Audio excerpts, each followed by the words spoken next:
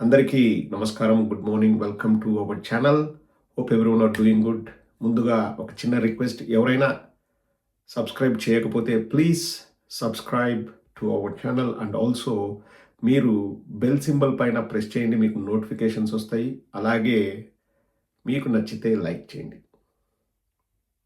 ఇది చాలా high time, చాలా ఇంపార్టెంట్.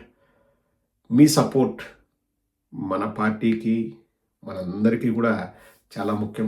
చెయ్యి కలిపి వాళ్ళ దురాగతాల్ని ఎండగడుతూనే ఉంటాం.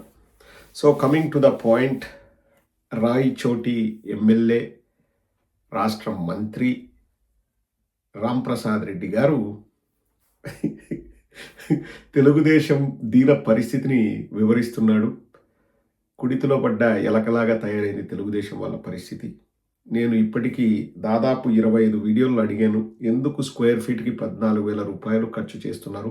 Sand, land free. ఒక్కరంటే ఒక్కరు సమాధానం చెప్పిన పాపన పోలేదండి. 2 లక్షల కోట్లు ఖర్చు పెడతాం, లేకపోతే 3 లక్షల కోట్లు ఖర్చు పెడతాం అని చెప్పేసి మాట్లాడుతున్నాం. ఉట్టికే లేనమ్మా స్వర్గానికి ఎక్కుతా అన్నదని, జీతాలు ఇవ్వడానికే డబ్బులు లేవని ఆర్థిక మంత్రి ఒక పక్క గగ్గోలు పెడుతున్నాడు. రెండో పక్క స్క్వేర్ ఫీట్ 14,000తో 40 అంతస్తుల GAD building, general administrative department building 14,000 రూపాయలు అంటే బంగారు పూతలు, అసలు పాలరాతి ఫ్లోరింగ్లు. ఇంకా చూస్తే కళ్ళు మిరుమిట్లు కొనపాలి, దిమ్మ తిరిగి మైండ్ బ్లాక్ అవ్వాలి. సామాన్యుడు రెక్కాడితే కానీ డొక్కాడక వాడు ఇబ్బంది పడుతున్నాడు. రోజుకు 300-400 రూపాయల కూలీ కూడా గిట్టుకోక సామాన్యులు ఇబ్బంది పడుతుంటే ఆకాశ హర్మ్యాలు, బంగారు పూతలు, లేళ్ళు, సెలయేర్లు, ఉద్యానవనాలు ప్రపంచ ప్రఖ్యాతిగాంచాలి. న్యూయార్క్ కంటే బాగుండాలి, లేకపోతే సింగపూర్ కంటే బాగుండాలి. న్యూయార్క్లో పర్ క్యాపిటా ఇన్కమ్ ఎంత, బేసిక్ పే ఎంత, నీకు ప్రతిరోజు న్యూయార్క్లో సామాన్య వ్యక్తికి ఎంత జీతం వస్తుంది, వాళ్ళ లైఫ్ స్టైల్ ఎలా ఉంటుంది, వాళ్లకు ప్రభుత్వం నుంచి ఎటువంటి భద్రత ఉంటుంది, అంటే విద్యాపరంగా, వైద్యం పరంగా అవన్నీ కూడా కంపేర్ చేయాలి కదండి. ఏందో వీళ్ళకు పిచ్చేండి, తెలుగుదేశంలో పిచ్చి పట్టుకుంది. ఒక ఆకాశ హర్మ్యాన్ని కడితే అదేదో అభివృద్ధి అంటారు. ఒక ఫారిన్ కంపెనీలు ఇండియాకి ఎందుకు వస్తాయి నేను చెప్తానండి. నేను లేకపోతే నా లాంటి వందల వేల లక్షల మంది విదేశాలకు ఎందుకు వెళ్తారు? ఏదో డబ్బులు సంపాదించుకుందామని. ఎవరైనా కానీ ఇప్పుడు ఫారిన్ కంపెనీ మన రాష్ట్రంలో పెట్టుబడి ఎందుకు పెడుతుంది? మన రాష్ట్రం పైన ప్రేమతో పెట్టుబడి పెడుతుందా? డబ్బులు సంపాదించుకుందామని.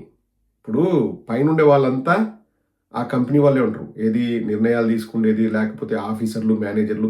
మన ఇండియా వాళ్ళు ఎవరు ఉంటారు? దినకూలీలు, లేకపోతే ఆ దినకూలీల్ని మెయింటైన్ చేయడానికి ఒక రేంజ్ మేనేజర్ల వరకు ఉంటారు. పైనంతా ఇప్పుడు కియా కార్ల కంపెనీ తీసుకోండి, మొత్తం పైన టాప్ లెవెల్ ఉండే వాళ్ళంతా కొరియన్స్ ఉంటారు. వాళ్ళు పెత్తనం చేస్తారు మన అంటే ఇండియాలో పెట్టుబడులు పెట్టి పెత్తనం చేస్తారు. మనం కూలీలాగా మిగిలిపోతాం. దాన్ని మనం అభివృద్ధి అనుకుంటాం. మనము కియా లాంటి కార్లను తయారు చేసి, లేకపోతే ఐఫోన్ లాంటి ఫోన్లను తయారు చేసి మనం ప్రపంచానికంతా అమ్మితే ఎన్ని లక్షల కోట్లు డబ్బులు మనకు వస్తాయండి.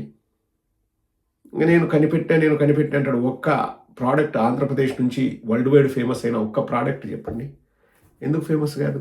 ఎందుకంటే సొల్లు కబుర్లు చెప్పుకోవడంలోనే కాలయాపన చేస్తుంటే అసలైన R&D కానీ, లేకపోతే దానికి సంబంధించిన శిక్షణ తరగతులు కానీ, శిక్షణ ఇవ్వడం కానీ, తర్ఫీదు ఇవ్వడం కానీ ఎక్కడుంది? Most of our Indian IT company service based అండి, ప్రోడక్ట్ బేస్డ్ కాదు, సర్వీస్ బేస్డ్.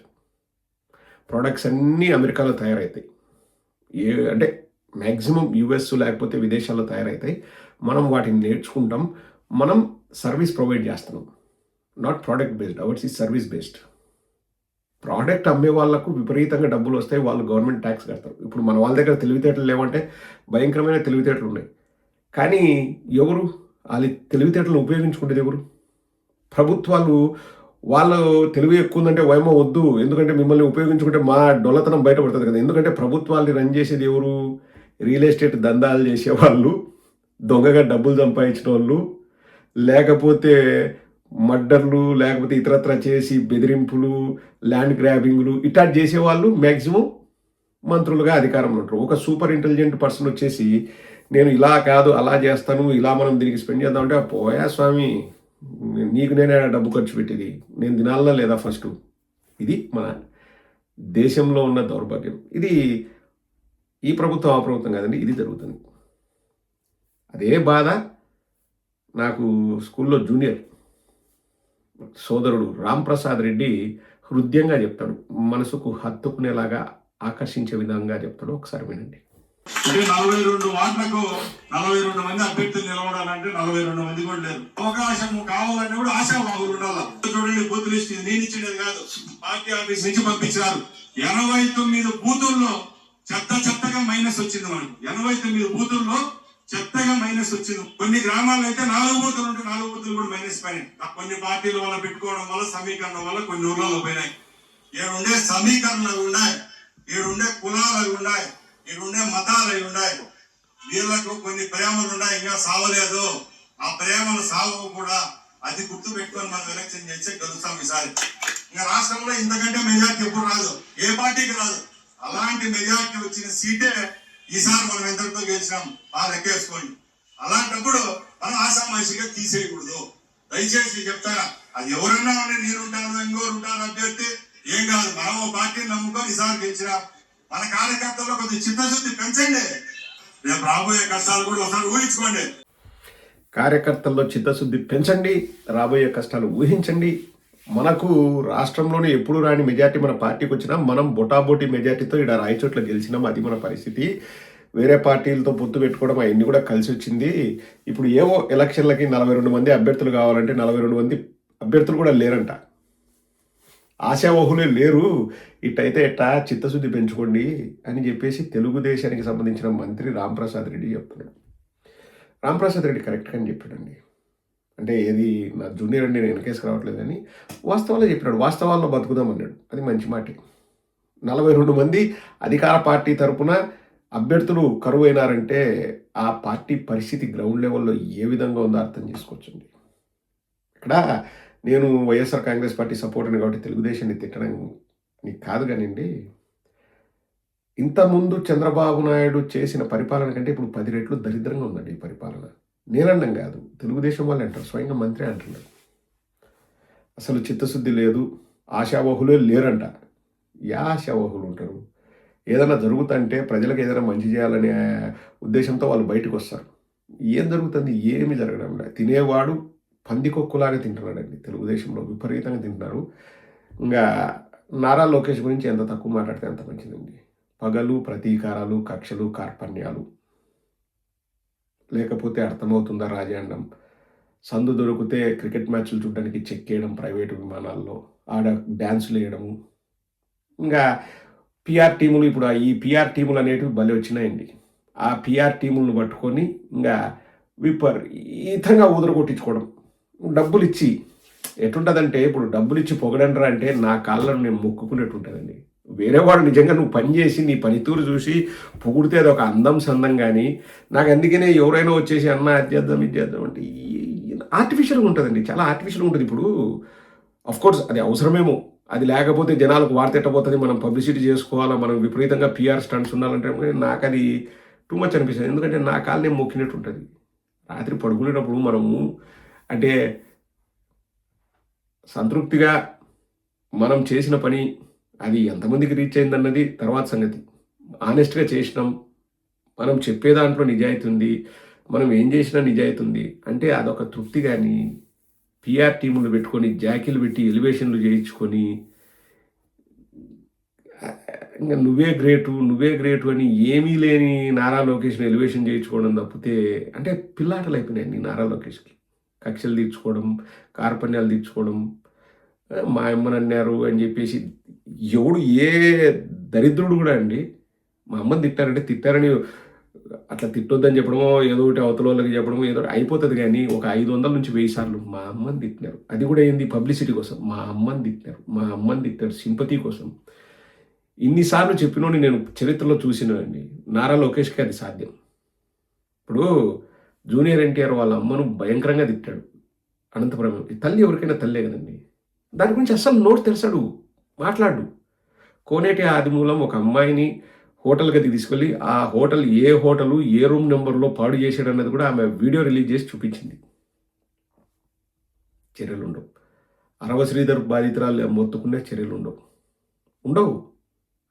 నిన్నటికి నిన్న మా కడప జిల్లా కాజీపేటలో ముక్కుపచ్చలారని 16 ఏళ్ల పాపను గొంతు కోసి చంపితే ఏం చేస్తున్నారు ఏమో, ఎవరికి రక్షణ లేదు, భద్రత లేదు.